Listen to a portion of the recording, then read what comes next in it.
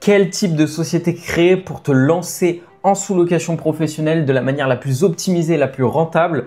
C'est la question que toutes les personnes qui veulent se lancer se posent et on va y répondre en détail dans cette vidéo. Mais avant de commencer cette vidéo, j'ai deux choses à te demander. La première, c'est abonne-toi parce que toutes les semaines, je poste des vidéos comme celle-ci qui vont en détail avec des recherches, avec mon expérience sur la sous-location pro. Et donc, si tu t'intéresses au sujet, tu dois forcément t'abonner. Et la deuxième chose, c'est en description de cette vidéo, tu vas trouver un lien, c'est le premier lien dans la description, où tu vas obtenir 8 vidéos gratuites pour te lancer en sous-location pro à moindre coût et sans risque. Tu vas pouvoir créer ton compte sur la plateforme en cliquant sur le lien et tu vas obtenir les 8 vidéos dans l'onglet Classroom. On se retrouve dans quelques secondes à l'écran. C'est parti pour la vidéo.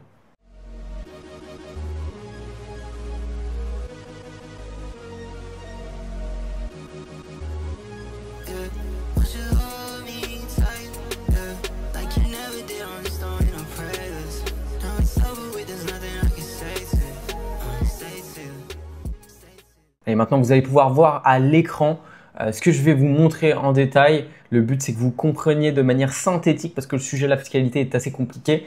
Et donc, on va commencer déjà par tout ce qui est statut EURL, SASU, SAS, SARL. Déjà, petite pause informative pour ceux qui ne savent pas. EURL et SARL, c'est exactement la même chose, sauf qu'une EURL, c'est pour une personne. Une SARL, c'est pour plusieurs personnes, 2 ou plus. Et une SASU, pareil, c'est une SAS avec une seule personne. Et une SAS, c'est une SASU avec plusieurs personnes. Ok, donc c'est deux statuts qui sont similaires, mais avec des appellations un peu différentes. Voilà.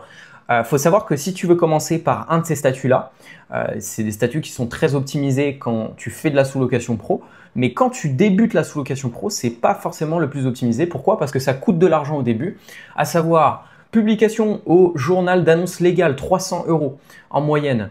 Coût de création des statuts plus conseil juridique, 800 €. Alors, toutes les personnes qui bénéficient de mon accompagnement peuvent économiser ces 800 €. Je travaille avec un expert comptable spécialisé dans la sous-location pro et qui crée des sociétés de sous-location pro pour les personnes que j'accompagne gratuitement. Donc voilà, si jamais tu as des questions, tu peux m'envoyer un message sur Instagram par rapport à mon accompagnement, etc. Ce n'est pas le sujet de cette vidéo, mais tu peux m'envoyer un message sur Instagram, c'est là où je vais être le plus joignable. Donc voilà, il y a ces coûts de création. Ensuite, tu vas avoir les frais de comptabilité annuel, tu as 2000 € minimum annuel sur ta première année en sous-location pro, donc c'est pas rien. Et les délais de création pour ta société, ça va être en moyenne 4 semaines pour créer ta société de sous-location pro. Donc c'est 4 semaines où tu vas pas pouvoir signer des appartements, sachant qu'en un mois, tu peux signer 1, voire 2 ou 3 appartements si tu es très bon. Donc ça fait déjà un gros manque à gagner. Donc l'idée, elle est très claire. C'est une perte conséquente de temps et d'argent au début de passer sur ces statuts de sociétés EURL, SASU, SAS, SARL. Tu vas perdre la première année, ça va te coûter 3000 € en frais comptables, etc. Alors qu'il y a des choses un peu plus optimisées, c'est ce qu'on va voir ensuite.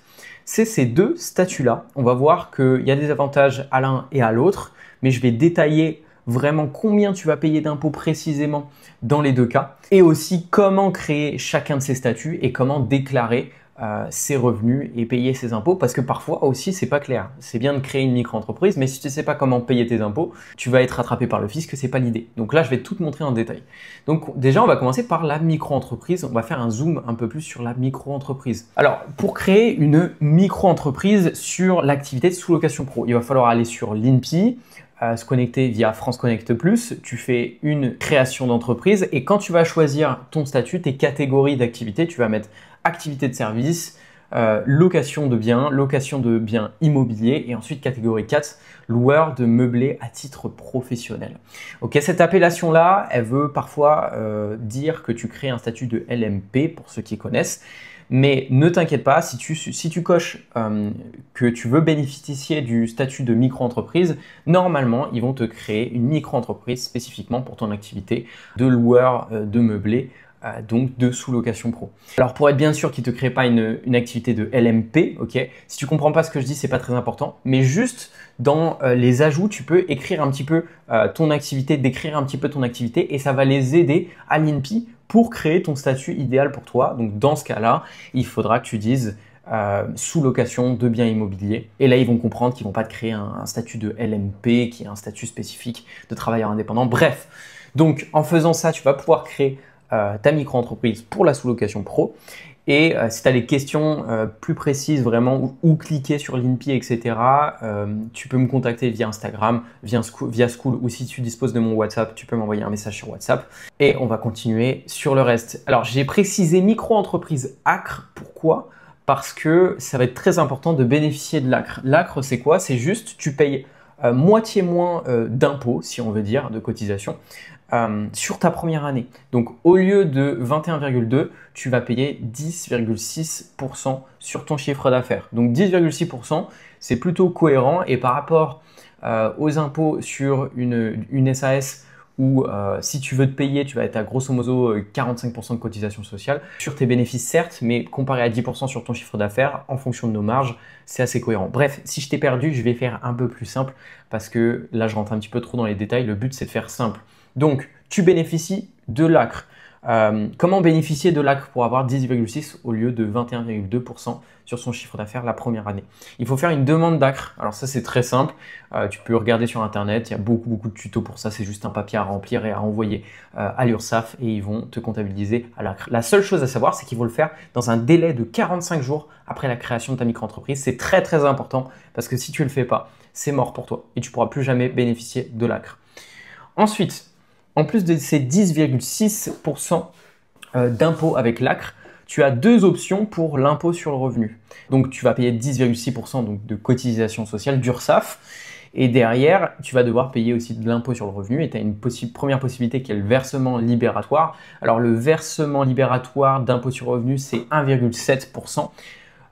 C'est assez concret le versement libératoire. C'est un versement que tu vas faire de 1,7% sur la totalité de ton chiffre d'affaires qui va te libérer de payer l'impôt sur le revenu. Donc, tu ajoutes à des 10,6%, 1,7%, ce qui fait 12,4% d'impôt total sur ton chiffre d'affaires. Et je te conseille vraiment d'utiliser ça, cette option-là, parce qu'au moins, tu n'as pas à l'ajouter à ta déclaration de revenus et tu es tranquille. Voilà, tu n'as pas d'autres étapes supplémentaires. Par contre, si tu veux payer de l'impôt sur le revenu, très simplement, tu vas faire un abattement forfaitaire de 50% sur ton chiffre d'affaires, plus tu vas payer en fonction de ta tranche marginale d'imposition. Donc, si tu n'optes pas pour le versement libératoire, tu vas devoir déclarer avec ta fiche d'impôt annuelle ton chiffre d'affaires de ta micro-entreprise auquel va être imputé 50% d'abattement forfaitaire et derrière, tu vas devoir payer en fonction de ta tranche marginale d'imposition. Donc, j'ai mis un exemple juste là. J'ai mis deux exemples. Je vais vous les expliquer les exemples. Comme ça sera peut-être un peu plus clair. Premier exemple, 20 000 euros de chiffre d'affaires. Ok, donc là, j'ai pris un exemple avec les cotisations URSSAF de 21,2%, donc sans bénéficier de l'ACRE. Mais ça fait 4 240. Et le calcul sur l'impôt sur le revenu, on est sur 20 000 fois 50%. Donc, on fait un abattement de 50% sur ton chiffre d'affaires, 10 000 euros. Et supposons qu'on est sur ta tranche marginale d'imposition à 11%, ça va faire 1 100 euros d'impôt sur le revenu supplémentaire en plus des cotisations URSSAF, ce qui fait 5 340 euros et un total de 14 660 euros net, sachant que c'est du chiffre d'affaires, ça fait beaucoup d'impôts. Alors qu'au versement libératoire, on est un petit peu moins, on est un petit peu mieux que ça. 20 000 euros, cotisation URSSAF, bon là on est 21,2, mais on peut la diviser par 2 si on bénéficie de l'ACRE, ce qui va nous faire, calcul de tête, 2120 euros de cotisation, plus versement libératoire, 1,7% fois les 20 000 euros, ce qui fait 340 euros, 4 580 euros, ou en bénéficiant de l'ACRE, tu vas enlever 2120 euros sur ça. Donc ce qui fait à peine un peu plus de 2800 euros, je crois, de tête, de cotisation URSSAF et d'impôt sur le revenu sur ton chiffre d'affaires. Donc ce qui est plutôt pas mal et c'est plutôt intéressant de bénéficier de l'ACRE et de faire une micro-entreprise pour la sous-location pro. L'inconvénient, c'est que tu vas payer forcément sur ton chiffre d'affaires des taxes et des impôts, ce qui n'est pas très avantageux, ce qui peut te renforcer sur le fait de créer une URL, SASU, etc. où tu vas payer des impôts uniquement sur tes bénéfices. Mais sachant que nous, concrètement, on vise des marges qui sont aux alentours des 30-35% en sous-location pro, j'ai fait le calcul en détail et clairement, c'est plus intéressant de payer ça en impôts sur ta première année plutôt que ça. Après, la limite, ça va être quoi? La limite, forcément, ça va être 2, 3, 4 appartements. À partir de ce seuil-là, tu vas faire tellement de chiffre d'affaires que il vaudrait mieux passer en société. ne serait-ce que pour tout ce qui est abattement forfaitaire, etc. Moi, je te conseille clairement de passer en société par la suite. Et comme ça, c'est ta société qui va assumer les frais de départ et les frais de comptabilité, etc. Et après, tu seras pareil pour la suite, sachant que clairement, au bout de 4-5 appartements, c'est même pas que c'est plus intéressant la micro-entreprise, mais c'est que tu dépasses les seuils de micro-entreprise. En fait, tu pourras plus rester en micro-entreprise. Donc voilà, c'est pour ça, moi, je conseille souvent jusqu'à 2-3 appartements de rester sous ce statut-là. Il y a aussi ce statut-là qui va être similaire en termes de nombre d'appartements, c'est-à-dire qu'au bout de 2-3 appartements, tu vas pas pouvoir aller plus loin avec ce statut-là. Mais il peut être plus intéressant que la micro-entreprise. C'est le statut de loueur meublé non professionnel. Et déjà, comment le créer? C'est très simple, tu vas sur l'INPI, un formulaire de création, et au lieu de cocher le fait de bénéficier du statut de micro-entreprise, tu ne bénéficies pas de ce statut-là. Enfin, tu coches pas la case. Au lieu de bénéficier du statut de micro-entreprise, en tout cas de cocher la case micro-entreprise, tu ne la coches pas. Et dans la catégorisation de ton activité, tu vas créer une activité du coup de service. Après, tu vas mettre location de biens immobiliers. Et en catégorie 4, tu vas mettre loueur de meublé à titre non professionnel. Quand tu vas cocher cette case, ça va te créer une activité de loueur meublé non professionnel. Alors, il y a un peu plus de controverse par rapport à l'activité de loueur meublé non professionnel. Certains disent qu'on n'a pas le droit en sous-location pro de bénéficier de ce statut de loueur meublé non professionnel, mais j'ai fait mes recherches approfondies pendant des heures et des heures dans tous les textes de loi. Il n'y a plus rien qui est mentionné sur le fait qu'on ne puisse pas faire du loueur meublé non professionnel pour une activité de sous-location professionnelle.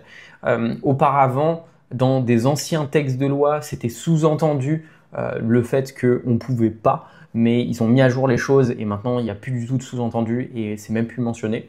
Donc on peut tout à fait bénéficier. De toute façon, on paye les mêmes impôts, on paye du BIC dans les deux cas, donc que ce soit LMNP ou micro-entreprise. C'est des bénéfices industriels et commerciaux. On paye le même type d'impôts selon les deux statuts. Alors je fais des gros raccourcis dans ce que je dis, hein. Pour ceux qui s'y connaissent un peu plus en fiscalité, là le but c'est de simplifier les choses parce que si on complexifie les choses, la vidéo est durée 1 heure. Mais clairement, il n'y a rien qui est contradictoire au fait de démarrer en sous-location pro en LMNP. Du coup, l'imposition sur la LMNP, c'est quoi? Il y a deux possibilités. Le statut de base, c'est le micro-BIC. À savoir que tu vas prendre le chiffre d'affaires que tu vas faire en sous-location pro et tu vas imputer un abattement de 50% sur ce chiffre d'affaires, un petit peu comme on a vu avant avec la micro-entreprise. C'est-à-dire que tu fais 20 000 euros de chiffre d'affaires, t'enlèves 50% sur ce chiffre d'affaires, donc 10 000 euros. Et derrière, tu vas imputer de l'impôt sur le revenu. Donc, c'est en fonction de ta tranche marginale d'imposition. Et ça, c'est des calculs à faire, à savoir, est-ce que ce sera plus intéressant la micro-entreprise pour toi ou le LMNP? Ça va vraiment dépendre de ta tranche marginale d'imposition. Pour rappel, tranche marginale d'imposition, je ne les connais pas du tout par cœur, mais clairement, tu payes 0% si tu as entre 0 et 11 000 euros de revenus annuels, de revenus professionnels. Entre 11 et 25 ou 23, tu payes 11% d'impôt sur le revenu. Au-dessus, c'est 30%, etc., etc. Et ça augmente en fonction de ton revenu. Disons pour quelqu'un qui est sur la tranche marginale d'imposition à 11%, bah, ça va faire 10 000 euros fois 11%, donc ça va faire 1 100 euros d'impôt sur le revenu et c'est tout. Le loueur meublé non professionnel ou micro-BIC va payer uniquement ça. Donc ce qui est très intéressant, et le réel, le LMNP au réel, alors l'inconvénient du réel, c'est qu'il faut tenir une vraie comptabilité. Donc là, tu vas clairement établir des bénéfices, etc. Il faut payer un comptable entre 500 et 1000 euros par an. Tu déduis tout clairement comme une société et tu es imposé sur les bénéfices et l'imposition sur les bénéfices, je vais l'expliquer un petit peu plus après. Donc, juste ici, pour rappel, le micro-BIC, c'est abattement de 50% plus impôt sur le revenu, comme on l'a vu. Et comment le déclarer? C'est formulaire 2042, c'est pro. Donc, c'est tous les ans, tu fais une déclaration de revenus pour ton impôt à titre particulier. Et tu vas annexer le formulaire 2042 C Pro et tu pourras faire ta déclaration concernant ton LMNP dessus. C'est au micro-BIC et au réel, tu vas payer des prélèvements sociaux, à savoir 17,2% plus de l'impôt sur le revenu. Donc il faut faire le calcul, pareil, est-ce que ça vaut le coup de payer un comptable pour payer 17,2% sur ses bénéfices plus de l'impôt sur le revenu sur les bénéfices? Faut voir, c'est un calcul à faire. De manière générale, j'ai envie de dire, vous prenez pas trop la tête. Optez pour le micro-BIC, c'est l'option déjà qui est de base sur le LMNP et vous n'avez pas besoin en faisant ça de faire de formulaire supplémentaire pour être au réel. Vous êtes d'office au micro-BIC et c'est très très bien le micro VIC. Voilà. Donc ça, c'est les deux cas différents pour démarrer en sous-location pro, et je vous conseille vraiment, si vous n'avez pas de gros revenus, de démarrer en LMNP ou sinon de démarrer en micro-entreprise à l'acre. Après, je rappelle que je ne suis pas comptable, je ne suis même pas allé dans les détails de tous les calculs et chaque personne a sa fiscalité personnelle. Vous pouvez faire vos calculs un petit peu par rapport à ce que je vous ai présenté en termes d'impôts, est-ce que ce serait plus intéressant un statut ou un autre, mais clairement dans les deux cas, le LMNP, on va passer LMP à partir de 23 000 € de chiffre d'affaires. Donc c'est pour ça qu'à partir de 2-3 appartements, clairement, il faut passer en société. Et ça sera beaucoup plus viable, votre société de sous-location pro, en SAS ou en EURL. Dites-moi si vous voulez que je vous fasse une vidéo sur quel statut choisir entre l'EURL et la SASU, la SAS. En tout cas, vous avez ma réponse. N'hésitez pas à mettre un petit commentaire si vous avez des questions. Je répondrai à tous les commentaires. Entre-temps, en description de la vidéo, vous avez le lien pour obtenir les 8 vidéos gratuites pour se lancer à moindre coût et sans risque en sous-location pro. Et vous avez aussi, en deuxième lien de cette vidéo, un lien pour prendre un appel avec moi pour discuter sous-location pro. Si concrètement, vous voulez démarrer la sous-location pro, mais vous ne vous sentez pas de démarrer seul et que vous n'avez pas envie de payer tous les frais qui sont afférés au fait de démarrer la sous-location pro tout seul, à savoir créer un contrat de sous-location pro, créer sa société, etc. Et bien dans ce cas-là, je vous conseille de prendre un appel avec moi et on va discuter de tout ça en détail. Sur ce, je vous dis à très vite pour une prochaine vidéo. C'était Antoine. Ciao.